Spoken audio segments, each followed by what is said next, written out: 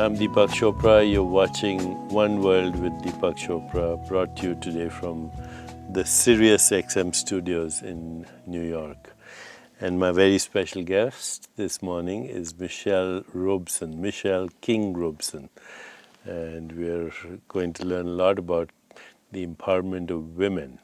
But before we get there, thanks for joining me this morning. Thank you for having me. Yeah, tell me first your story. You, in fact, started telling me a story last night, but we didn't get to finish it. So let's start from the beginning for everyone's benefit. So I got sick. Mm-hmm. I was given a complete hysterectomy at 42, and I tanked. And so what I mean by tanked is I lost, all my hormone levels. So I went from having them to having none within 24 hours, which most women don't understand. So why did you have the hysterectomy? Well, they thought that I had diverticulitis, so they thought that maybe if they removed all of my female organs, that would help me.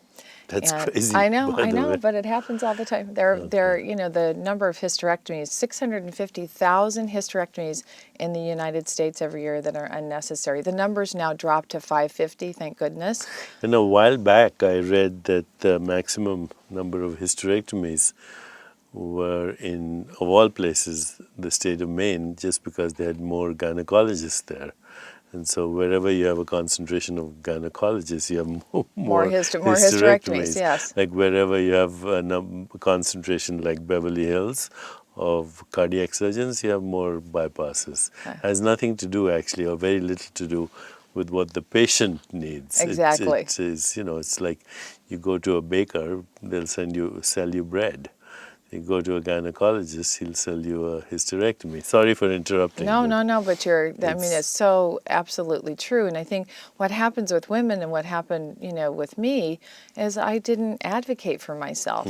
And most women don't advocate for themselves. They advocate for everybody else. They'll advocate for you, for your family, for strangers, as I like to say, but we don't do it for ourselves. And I think when you're sick, like I was, what happens is you're too sick to really think about it. And if they would have said, we want to cut your right arm off, I probably would have said, okay, if it's going to make me feel better. MD stands for medical deity. Yes.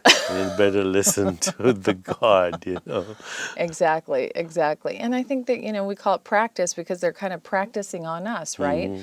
So you have to be prepared for this, and I wasn't. So you got very sick. I got very sick. I got so sick that I didn't want to live anymore. Oh my God. And here's this, I have this amazing life at 42, and yet I can't get out of bed. I have no brain function. I have, weight issues, of course, is what happens, joint pain, sleeplessness. I mean, I can go on and on with the side effects from all of this. And then I couldn't find the right doctor to treat me. So I went across the country to 9 different physicians.